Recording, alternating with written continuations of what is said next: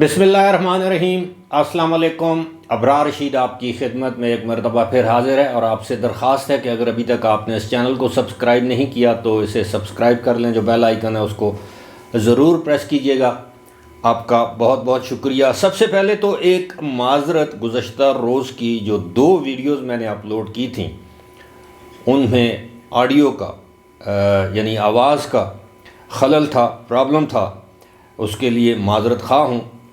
तकनीकी काम है, बाज़ औक़ात कोई ना कोई चीज़ जो है वो धोखा दे देती है। आम तौर पर इस तरह की जो गैजेट्स हैं वो धोखा तो नहीं देते, लेकिन किसी चीज़ की माइक की बैटरी वगैरह का कोई इशू था। उम्मीद है इस वीडियो में ऑडियो ठीक रहेगी। थंबनेल पर आपने देखा होगा कि क्या जनरल कमर जावेद बाजवा की एक्सटेंशन इमरान खान की गलती थी या एक चाल, या इस चाल के पीछे कोई साजिश थी।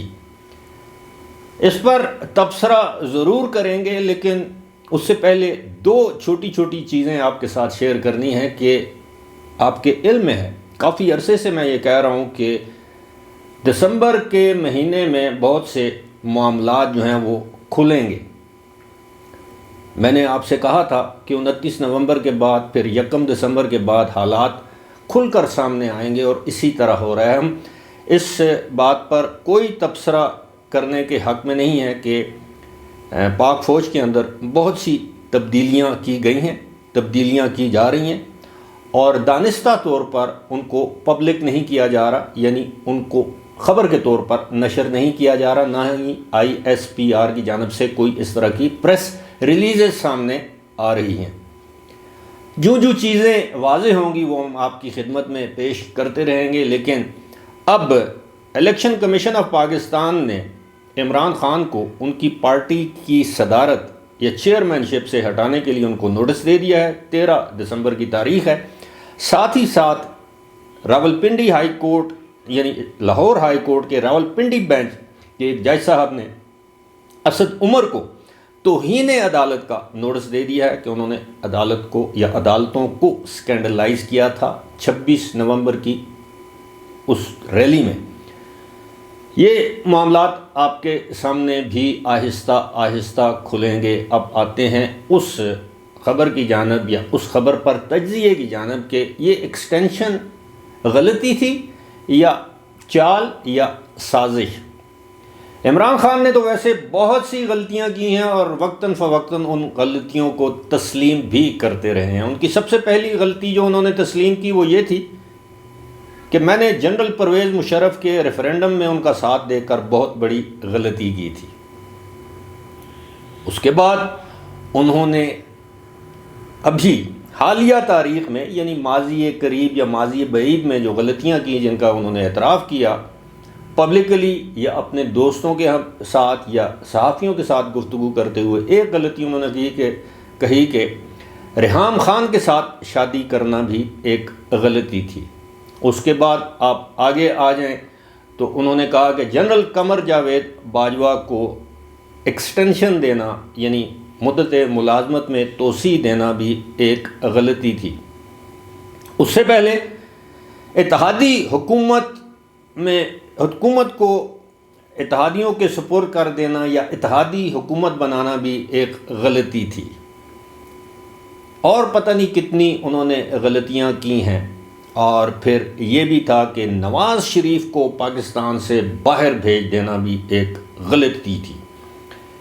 Chief election commissioner Sikandar Sultan Raja की तैनाती तो हमारी एक हमाकत थी।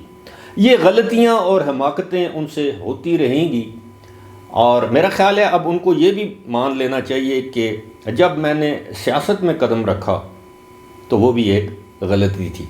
बात करते हैं एक्सटेंशन की। एक्सटेंशन का जो मामला है 2019 में, मैं आपको ये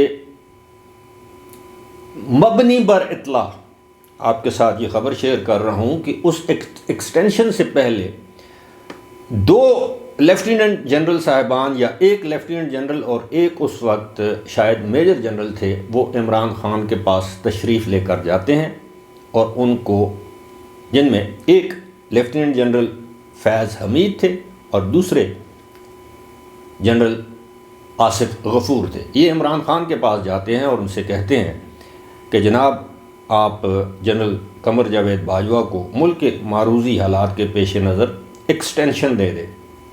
عمران خان ان سے پوچھتے ہیں کہ اس کی کیا وجہ ہے، تو پھر ان کو باتوں باتوں میں سمجھایا جاتا ہے کہ جنرل قمر جاوید باجوہ کو جب آپ ایکسٹینشن دیں گے تو اس وقت تک بہت سے سینئر جرنیل جو ہیں وہ ریٹائر ہو چکے ہوں گے، اور ہم جو ہیں یعنی جنرل فیض حمید اور جنرل آصف غفور یہ ٹاپ کے 6-7 جرنیلوں میں ان کا شمار ہونے لگے گا، تو لہٰذا پھر آپ یعنی جنرل فیض حمید کو آرمی چیف اپوائنٹ کر سکتے ہیں اور جنرل آصف غفور کو DGISI، اور جب جنرل فیض حمید ریٹائر ہوں گے تو پھر جنرل آصف غفور کو آپ آرمی چیف لگا سکتے ہیں۔ یہ آئیڈیا عمران خان کو پسند آیا اور انہوں نے فوری طور پر عجلت میں ایک نوٹیفیکیشن کر دیا۔ آپ کو یاد ہوگا پھر وہ نوٹیفیکیشن کا ایک تنازع ہو گیا، معاملہ سپریم کورٹ میں چلا گیا، پھر پارلیمنٹ میں اس کی منظوری دی گئی، ایک ایکٹ سا بنایا گیا۔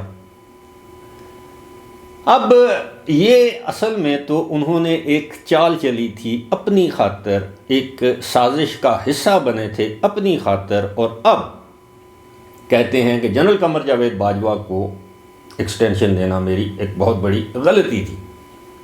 اب اسی کے ساتھ ساتھ انہیں اس غلطی کا احساس اب جا کے ہوا ہے، اور ساتھ ہی ساتھ عمران خان یہ بھی کہتے ہیں کہ جنرل قمر جاوید باجوہ مسلم لیگ نون سے مل گئے تھے، انہیں تو 2021 میں ہی معلوم ہو گیا تھا، بلکہ 2019 کے بعد ہی معلوم ہو گیا تھا۔ جب میں نے ایکسٹینشن دے دی تھی تو ان کے مسلم لیگ نون کے ساتھ روابط شروع ہو گئے تھے، پھر اس کے بعد یہ ہو گیا وہ ہو گیا، تو پھر وہ امریکی خط، بیانیہ، سائفر، یہ سارا کچھ کیا تھا۔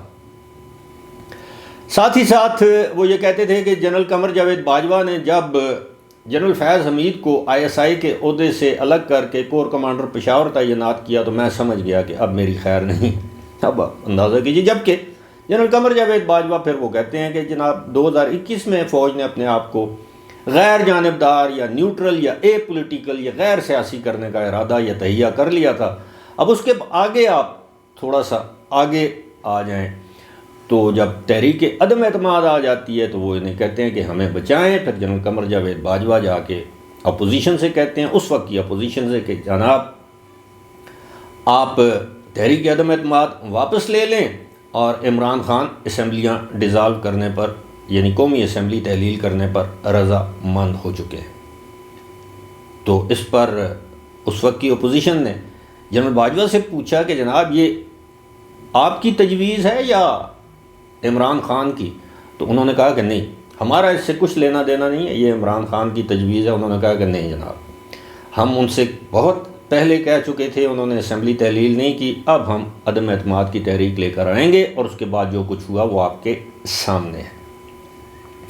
اسی دوران عمران خان نے یہ فیصلہ کر لیا اپنی کچن کیبنٹ کے ساتھ مل کے کہ جناب وہ جنرل قمر جاوید باجوہ کو ان کے عہدے سے سبکدوش کر کے جنرل فیض حمید کو آرمی چیف کے طور پر ان کا نوٹیفیکیشن جاری کرتے ہیں، لیکن ایسا بھی نہ ہو سکا۔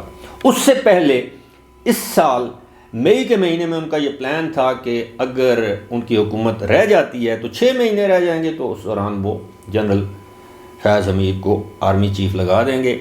اس بات کا بھی جنرل قمر جاوید باجوہ کو پتہ چل گیا۔ اب جو حالیہ بیانات ہیں مونس علائی اور چودھری پرویز علائی کے، وہ بھی آپ کے سامنے ہیں۔ وہ کہتے ہیں کہ پھر اس کا مطلب ہے کہ عمران خان ٹھیک کہتے ہیں کہ جنرل باجوہ وکٹ کی دونوں جانب کھیل رہے تھے، ادھر بھی خوش ادھر بھی خوش، دونوں طرف لالی پاپ دے رہے تھے۔ لیکن بالآخر ایکسٹینشن کے لیے عمران خان دوبارہ تیار ہو گئے۔ انہوں نے کہا کہ 6 مہینے کے لیے ان کو ایکسٹینشن دے دی جاتی ہے۔ اس سے پہلے جنرل قمر جاوید باجوہ کو عمران خان اس بات کا اعتراف کر چکے ہیں کہ جناب اگر اپوزیشن آپ کو ایکسٹینشن دینا چاہتی ہے تو ہم بھی آپ کو تاحیات ایکسٹینشن دے دیتے ہیں۔ یہ بھی آفر کی تھی۔ اگر پہلی ایکسٹینشن غلطی تھی تو پھر دوسری ایکسٹینشن کی بات آپ نے کیوں کی؟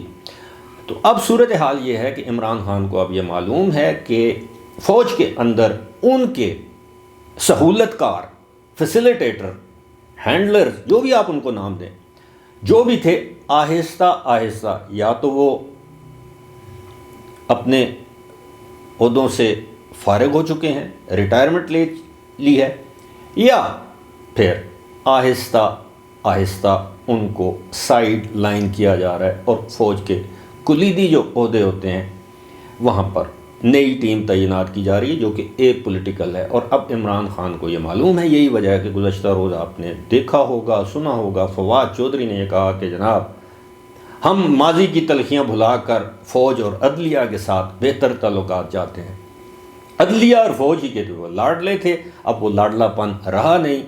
اب انہیں پتہ ہے کہ فوج اے پولیٹیکل تو ہو چکی ہے، لیکن فوج کے ساتھ ساتھ اب عدلیہ بھی اے پولیٹیکل رول ادا کرے گی۔ اب اس پر ایک پریشر ہے کہ وہ لاڈلے پن کا یا لاڈ پیار اٹھانے کا جو ان پر جو ایک الزام ہے، اب وہ اس الزام سے چھٹکارا حاصل کریں یا اس کو دھوئیں، جس کی وجہ سے اب یہ عمران خان اور ان کی جماعت کے لوگ یہ سمجھتے ہیں کہ آنے والے دنوں میں توشہ خانہ کیس، اس کا سیشن عدالت میں جو مقدمہ چل رہا ہے، ٹرائل کورٹ میں مقدمہ چل رہا ہے، توہین الیکشن کمیشن کیس ہے، فارن فنڈنگ کیس